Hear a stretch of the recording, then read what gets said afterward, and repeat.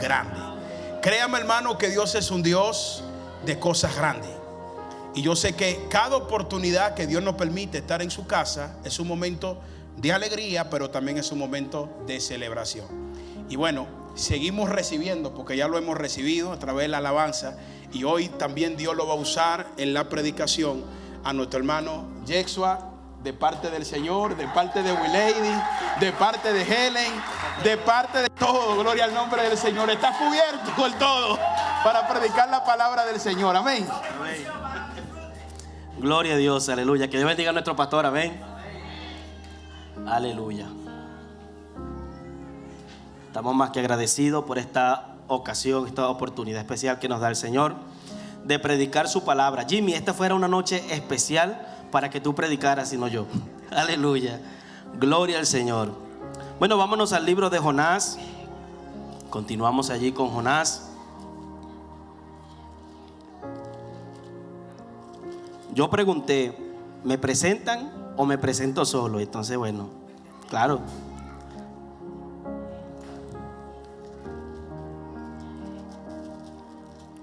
Gloria a Dios.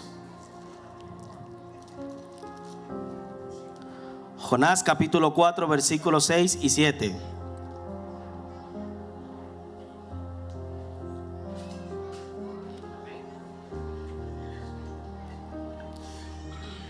Nos ponemos en pie. Jonás capítulo 4 versículos 6 y 7. Dice la palabra en el nombre del Padre, del Hijo, del Espíritu Santo. Amén. Y preparó Jehová Dios una calabacera, la cual creció sobre Jonás para que hiciese sombra sobre su cabeza y le librase de su malestar. Y Jonás se alegró grandemente por la calabacera. Pero al venir el alba, al día siguiente, Dios preparó un gusano, el cual hirió la calabacera y se secó. Vamos a orar. Padre, en el nombre de Jesús, Señor, te bendecimos, te glorificamos, te damos gracias, Dios. Hemos cantado a tu nombre, te hemos dado gloria, honra, alabanza y adoración. Señor, en esta hora venimos delante de ti clamando por la revelación de tu palabra, Señor, la disertación de tu palabra, para que puedas glorificarte, puedas hablarnos, exhortarnos, Señor, como lo has venido haciendo durante todo este mes, Señor, con la palabra de Jonás, con estos 40 días. Espíritu Santo, toma el control, el dominio en nuestro pensamiento, Señor, en nuestro corazón, para recibir la palabra que tienes para nosotros. En el nombre de Jesús, amén y amén. Puede sentarse. Gloria a Dios. Me disculpa que ya te sabe, ¿no? La pastora me dijo, te voy a poner las dos cosas porque es el día que puedes hacer las dos cosas: cantar, es decir, dirigir, y predicar. Y yo dije, yo tengo el ADN, a mí nadie me va a detener. Yo tengo el ADN, yo tengo que echar para adelante con esta responsabilidad en el nombre de Jesús, amén. Y algo que me llamó bastante la atención en todo este tiempo de la historia de Jonás, y venía meditando, venía pensando en lo que me correspondía a mí predicar, lo que me corresponde hablar, y en medio de las pensaderas, ¿no?, y la oración al Señor para que el Señor pues tome el control del dominio, traiga una palabra fresca, traiga una palabra de aliento, me pasó algo. Y yo no le vengo a hablar de mí, pero sí quiero decirle que viví o estoy viviendo esta semana lo que me corresponde predicar.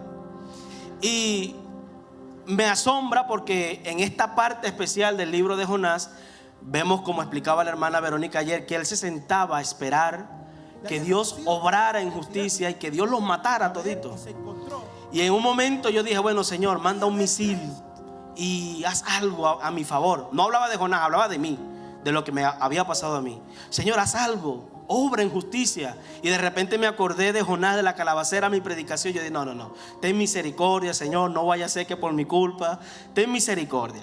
Por eso, hermano, al pensar y meditar acerca de esta palabra, me he dado cuenta de que así como muchos han predicado, han hablado un poco acerca de Nínive, han hablado un poco acerca de Jonás, han hablado un poco de la tormenta, han hablado de todo lo que ha correspondido. El libro de Jonás nos deja dos enseñanzas. Una es para la ciudad de Nínive, la cual el Señor envía una palabra de ¿qué? de juicio, una palabra de condena, una palabra por causa del pecado. Dios envió una palabra de destrucción a esta población, pero también a causa del arrepentimiento, que lo había predicado la pastora y otros hermanos más habían tocado el tema del arrepentimiento, de la conversión. Por causa del arrepentimiento y la conversión, el Señor transforma la palabra. En vez de un juicio, concede misericordia y perdón. ¿Cuántos dicen amén? Dios se muestra compasivo, aunque tenía una palabra de juicio. A través del arrepentimiento otorga perdón y una oportunidad para cambiar. Cuando nosotros somos las personas que estamos viviendo a través del libro de Jonás, no somos Jonás en el momento en que lo vemos, sino que somos Nínive como persona humana que está pecando delante de Dios, y Dios envía una palabra para nuestras vidas. No es para que seamos orgullosos y digamos, bueno, pero ¿qué se cree este hermano? ¿Qué se cree esta hermana que me viene a hablar a mí que soy? Usted no es nada, para empezar. Usted es un hombre, una mujer que necesita siempre el favor de Dios. ¿Cuántos dicen amén? Y cuando nos damos cuenta que Dios da una oportunidad a Nínive, entonces nos damos cuenta que cada vez que nosotros fallamos y Dios nos exhorta, también nos da una oportunidad para nosotros cambiar y para hacer las transformaciones necesarias, las cuales nos permitan ir en pos del llamado que el Señor nos ha hecho. ¿Cuántos dicen amén? La palabra arrepentimiento, como se ha hablado durante todo este mes, es metanoia. Y la metanoia es un cambio de pensamiento. Es decir, el Señor está completamente interesado en que usted se devuelva del mal camino en que usted va y que se enderece, que empiece a caminar por el camino correcto, que es el que el Señor quiere. Podemos ver que la palabra del Señor es de dos filos. Así como condena, así también puede salvar. Quiero que vaya conmigo al libro de Ezequiel, capítulo 18, versículo 20, si me ayudan. Ezequiel capítulo 18, 20.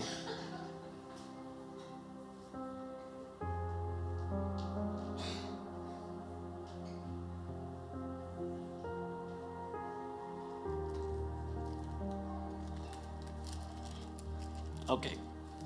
Dice: el alma que pecare, esa morirá. El Hijo no llevará el pecado del Padre, ni el Padre llevará el pecado del Hijo. La justicia del justo será sobre él, y la impiedad del impío será sobre él. Pero está claro que Dios no tiene hijos favoritos, ni que Dios, como yo le amo y como él es mi siervo y yo le prometí que iba a ir a las naciones, yo le voy a dejar que él haga lo que quiera. No, el alma que pecare, esa morirá. Usted es responsable de lo que usted hace, y la palabra establece las consecuencias de cuando nosotros estamos actuando mal. Como se dice una mala expresión en Venezuela, ¿no? Cuando se está haciendo fuera del perol. Es decir, que usted está equivocado, está errado en lo que está haciendo. Usted sabe las consecuencias. Y por eso el Señor dice: el alma que pecare, esa morirá. No importa si el Señor te dijo que ibas a ser el profeta más grande, si el Señor te dijo que ibas a ganarte las naciones, no importa la palabra que Dios te haya dicho. Si no te guardas en temor y en obediencia delante de Dios, el alma que pecare, esa morirá. Pero también dice la palabra en el libro de Pedro, segunda de Pedro, capítulo 3, versículo 9. Si nos pueden ayudar, por favor.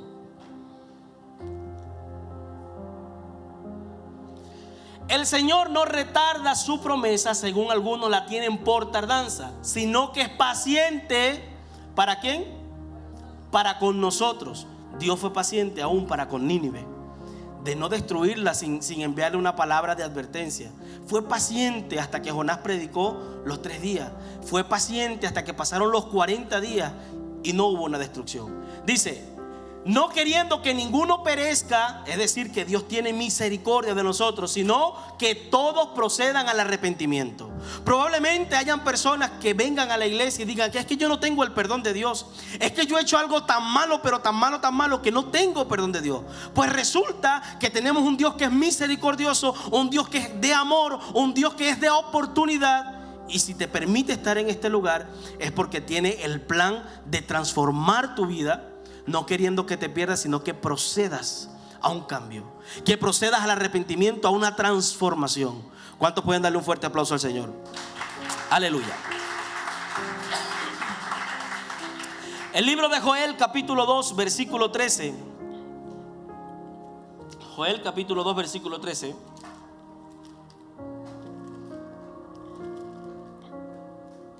Ok. Dice, rasgad vuestro corazón y no vuestros vestidos, y convertíos a Jehová vuestro Dios, porque misericordioso es y clemente. Ayer la hermana Verónica, mientras que predicaba, decía que muchas veces hacemos a Dios conforme a lo que nosotros creemos. Si alguien me cae mal, yo creo que a Dios también le cae mal esa persona. Si alguien obró injustamente a mi favor, yo creo que Dios tiene que hacerme justicia a mí porque sí. Y resulta que desde la óptica del cielo, desde la óptica de Dios, el amor de Dios no trabaja desde esa forma. Por eso el tema que me dieron a predicar es lleno de compasión y no de juicio. ¿Por qué? Porque cuando nosotros lo primero que vemos es cómo actúa la persona y queremos que Dios responda conforme a nuestra forma de ser, entonces no estamos actuando desde el propósito de Dios, sino desde nuestras emociones. Y en el libro de Jonás, nosotros lo que más vamos a encontrar es cómo las emociones desordenadas y traumadas en Jonás hacían que Jonás no hiciera conforme al propósito de Dios, sino conforme a su corazón. Y ahora vamos a ir más adelante. ¿Por qué se lo digo? Dice, clemente, tardo para la ira y grande en misericordia, y que se duele del castigo. Aun cuando Dios había enviado una palabra de condenación, de muerte para Nínive, al Señor le dolía la condición. Le dolía que esas personas perecieran y que murieran. Por eso cuando usted esté molesto o esté molesta y usted haga una oración, porque yo sé que ahí es cuando nos hacen algo que está mal, cuando vemos algo injusto, ahí es cuando más espirituales somos. Señor, que venga fuego del cielo y lo consuma. Y si es más misericordioso como yo, usted dice, bueno, Señor, manténlo a fuego lento, con misericordia, pero que todos los días sienta ahí que me hizo algo. Como decía la hermana Verónica ayer, cuando usted ve que a alguien le hizo algo y le pasa algo a esa persona, usted dice, un fresquito, un alivio allí. Pues no, dice que Dios es misericordioso y se duele del castigo. Así como le duele a Dios las cosas que a usted le pasen, a su enemigo, también a Dios le duele lo que le pueda pasar, el castigo que le pueda venir a esa persona. ¿Cuántos alaban a Dios? Aleluya. La segunda parte no tiene que ver ya directamente con Nínive, sino que, le repito, tiene que ver con Jonás. La segunda enseñanza que nos deja el libro de Jonás, valga la redundancia, no tiene que ver con Nínive directamente, sino con Jonás. Jonás fue llamado por Dios para pregonar contra aquella ciudad por causa del pecado. ¿Quién fue llamado? Jonás. Pero había algo en el corazón de Jonás. Tenía unas emociones tan afectadas, tenía un problema tan profundo en el corazón, que lo primero que Jonás hace es huir. En vez de ir, por ejemplo, si tenía que, esta es la ciudad donde vive Jonás. Jonás vivía en Capernaum, más o menos por esa zona de Capernaum, y tenía que ir, por ejemplo, hacia Aravaca. Estaba realmente cerca. Y Jonás, en vez de ir a Aravaca, se fue hacia Italia. Para poner un ejemplo, solo para poner un ejemplo. Se dispersó de tal manera por no hacer lo que Dios quería hacer. Sus emociones estaban tan afectadas que comenzó a interferir en el propósito de Dios. Cuando nuestras emociones, hermanos, están afectadas, cuando nuestras emociones no son sanas, cuando nuestras emociones no han alcanzado, aleluya, la madurez necesaria para sanar lo que ocurrió en el pasado, siempre vamos a interferir en el propósito de Dios. Y una persona que tiene las emociones afectadas no puede cumplir bien con el propósito que el Señor le ha asignado. ¿Cuántos alaban a Dios? Aleluya. Jonás era un profeta que no se escapaba de manifestar sus emociones como todos nosotros. Una de las cosas que tenía Jonás era celo por su nación. Israel, donde vivía Jonás, en la parte norte de Israel, era una nación que estaba siendo amenazada de muerte por los asirios. Es decir, que Dios le habla a un hombre que estaba siendo amenazado, literalmente él de que iba a ser destruido él, su familia, su tierra y toda la nación. Y por eso él agarra y se va hacia otro lugar. Entonces, cuando empezamos a estudiar y comenzamos a ver las razones por las que Jonás no quería obedecer, podemos decir, hombre, pero el hombre tenía razones de peso. No está fácil que usted sepa que alguien le va a venir a matar y usted de repente venga con todo el amor y le diga: Jesús te ama. ¿Usted qué va a hacer? ¿Va a buscar la manera de defenderse, sí o no? ¿O es muy espiritual? Yo creo que yo me defendería primero y después se me viene el Señor ahí y me dice: háblale, predícale de mi amor. Bueno, después que me defienda le digo: mira, Jesús te ama, lo que estás haciendo está mal, no me mates, por favor. Pero la primera reacción de nosotros es huir del problema. Siempre va a ser esa, tratar de escaparnos. Pero sin embargo, amados hermanos, lo que quiero que usted tenga allí presente, de que el miedo que tenía, el enojo y el deseo de destrucción y muerte que tenía Jonás sobre Nínive, no le permitía ver el propósito tan grande que Dios tenía sobre él y sobre esta nación. ¿Cuántos alaban a Dios? No se puede cumplir la misión asignada si el corazón no está sano. Si nosotros tenemos heridas del pasado, si a usted su madre le dejó, si a usted su padre le dejó, si a usted una persona le ofendió cuando usted era niño, le dijo que era feo, le dijo que era blanco, que era moreno, que era bajito, gordo, que tenía el pelo malo, bueno, y usted crece con estas emociones afectadas, todo lo que le hagan más adelante, usted lo va a llevar a ese punto.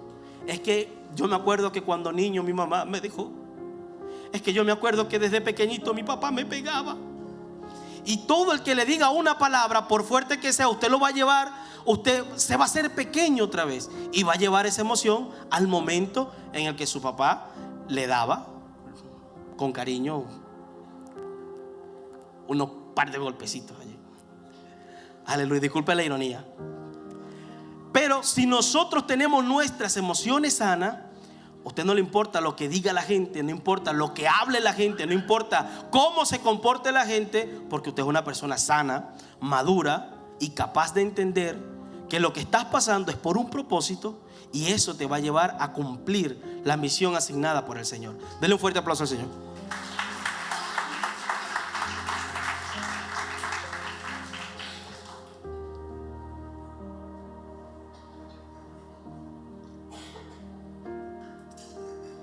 Gloria a Dios.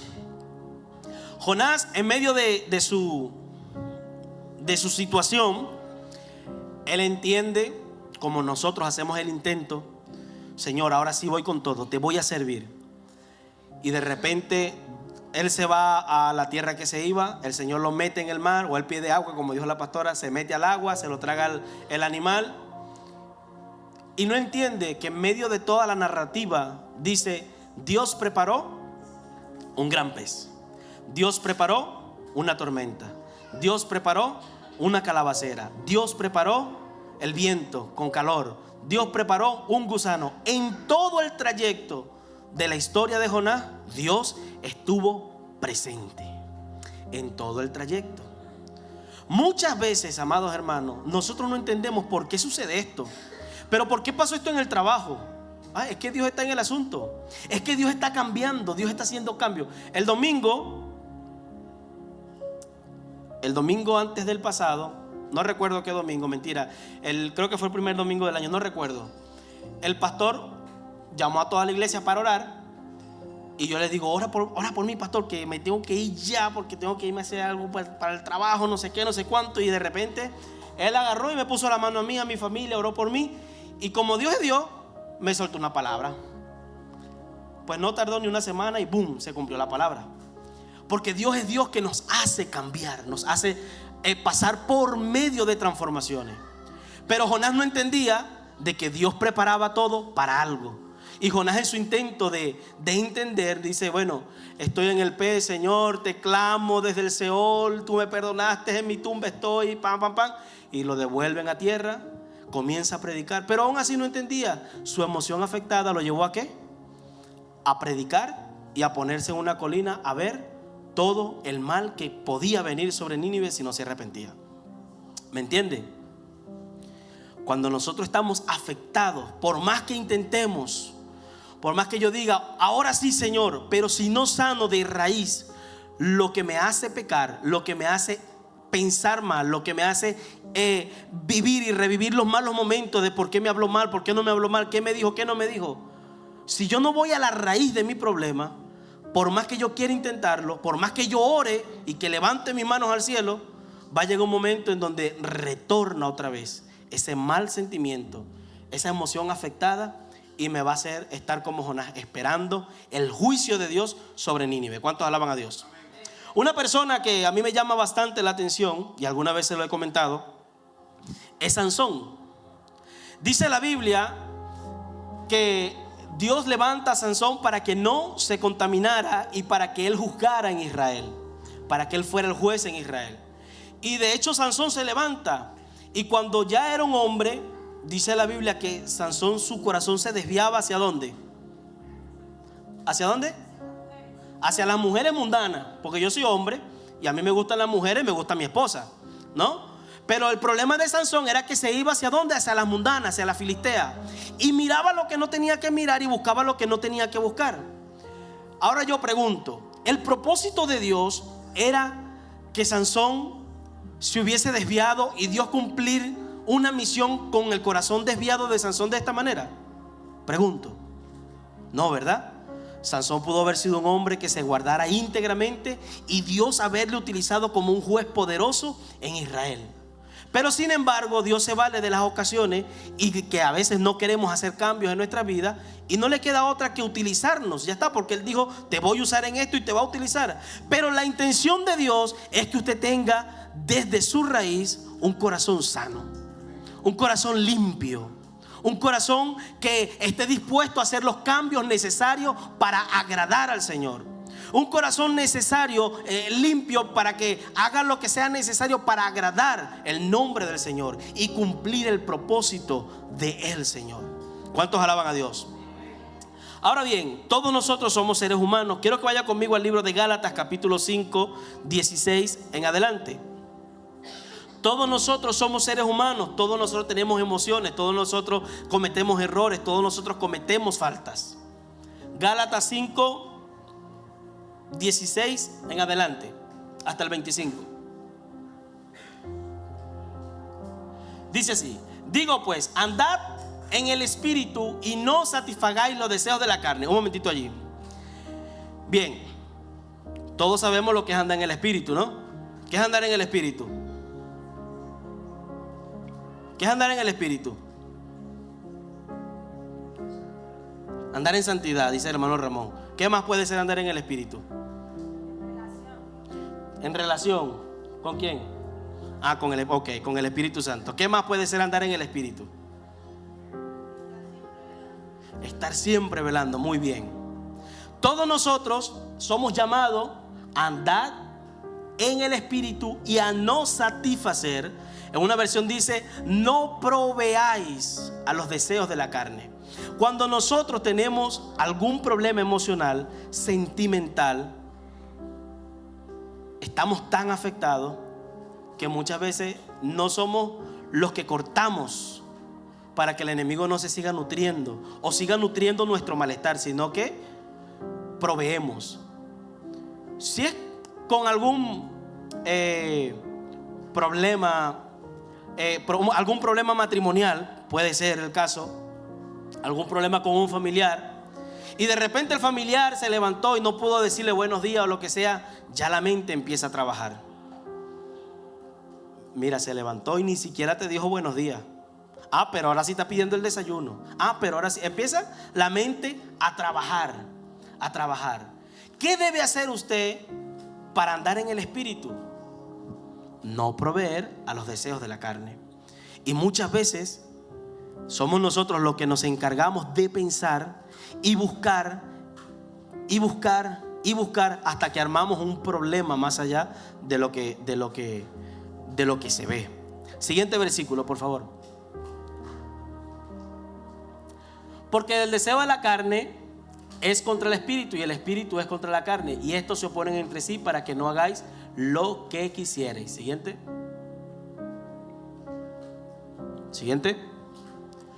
Pero si sois guiados por el Espíritu, no estáis bajo la ley. Siguiente.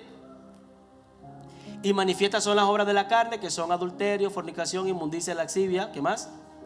Idolatría, hechicería, enemistades, pleitos, celos, iras, contiendas, disensiones, herejías, envidias, homicidios, borracheras, orgías y cosas semejantes a estas, acerca de las cuales os amonesto, como ya os lo he dicho antes, que los que practican tales cosas no heredarán el reino de Dios. Siguiente.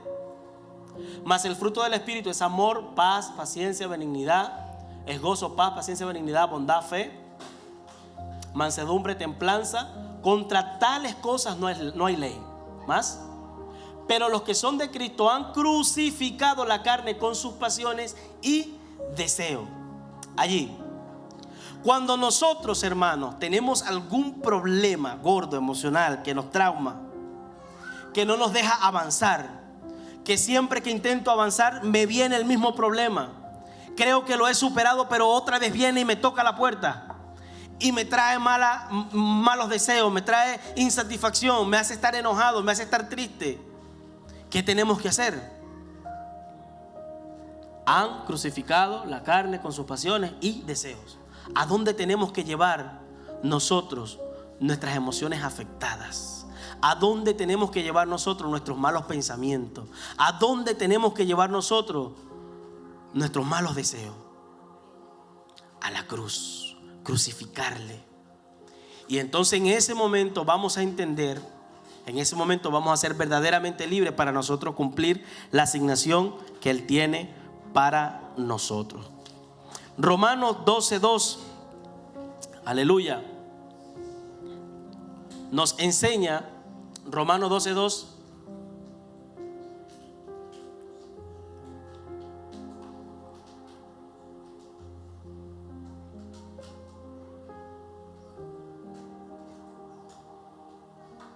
regálale un aplauso al Señor. Ahora, Romanos 12:2 nos dice: no os conforméis a este siglo, sino transformaos por medio de la renovación de vuestro entendimiento, para que comprobéis cuál sea la buena voluntad de Dios, agradable y perfecta. Cuando nosotros estamos pasando por estos momentos, estas dificultades, lo que nosotros tenemos que hacer es renovar nuestros pensamientos, renovar nuestra mente, renovar nuestro corazón en Cristo Jesús.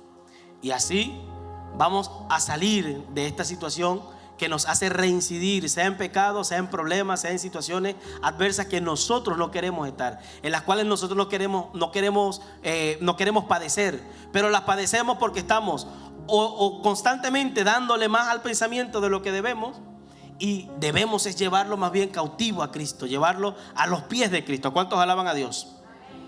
Aleluya. Como hemos leído, dice que Dios preparó una calabacera. Algo que me gustó de la calabacera es que, para que usted vea el comercio de aquel tiempo, la calabacera es originaria de México, de Centroamérica, y llegó hasta Nínive, ¿no? Dice que el comercio en la zona era bastante, por todo el mundo, era bastante amplio, y pues fíjese hasta dónde pudo llegar esta calabacera. Dice que la calabacera dio sombra sobre la cabeza de Jonás, le libró de la molestia. Jonás se alegra grandemente, pero al día siguiente, es decir, en un de repente, muchas veces cuando nosotros cantamos Desierto en Paraíso y decimos en un de repente, decimos: ay, todos los de repente de Dios son buenos, porque de repente no tengo empleo y boom, me llaman para un empleo. O de repente te salieron los papeles: ay, tengo nacionalidad, tengo residencia. O a lo mejor no tengo un coche y boom, te proveo un vehículo. Eso de repente son muy bonitos, ¿verdad que sí? Pero lo de repente, cuando estamos en bendición y Dios nos dice: te lo quito, te cierro la bendición. Porque eso fue lo que Dios hizo. Creció una calabacera, le dio sombra, le alivió del malestar que tenía, le alivió del calor que padecía, y al día siguiente se la quitó. Entonces muchas veces estamos pasando por dificultades y de repente se va aquello que era de tanta bendición para tu vida, y comienzas a orar y comienzas a decirle: Señor, pero ¿qué está pasando? Y reprendo a los principados y a las potestades y a los demonios. Y bueno, usted hace la oración más fuerte que se puede hacer. Y resulta que no has entendido que es el de repente de Dios, es el día siguiente. Es que Dios te quitó la calabacera, es que Dios mandó el gusano para que terminara con esa bendición próxima que tenías allí. Solo para que entiendas el propósito del Señor.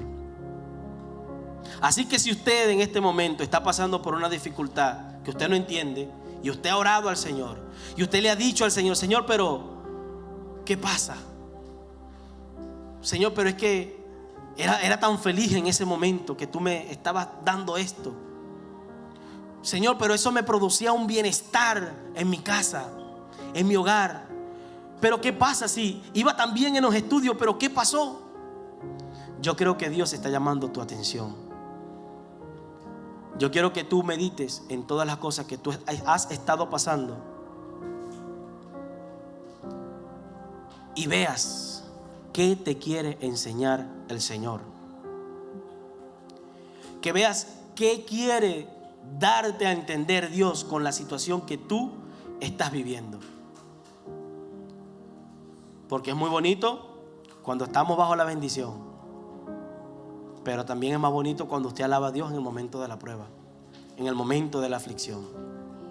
Así que le invito a que no sea como Jonás, ¿no? Que no entendía.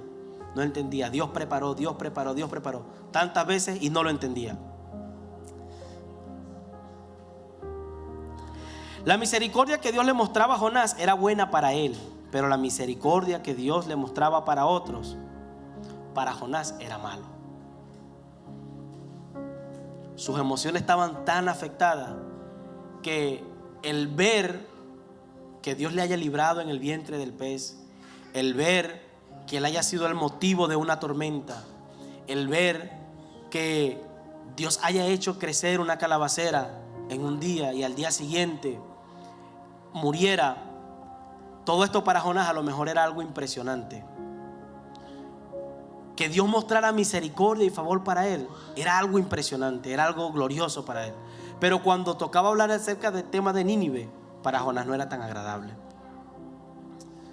Muchas veces el Señor nos quiere enseñar que lo que para nosotros aparentemente no es bueno, para Dios sí lo es. Así que aprendamos de lo que Él quiere enseñarnos. Dice: el que comenzó la buena obra en nosotros la perfeccionará hasta el día de su venida. Somos seres humanos y estamos en proceso todavía de aprendizaje, de transformación, hasta el día que usted se muera o hasta el día que Jesús venga por su pueblo. ¿Cuántos dicen amén? Póngase de pie, por favor.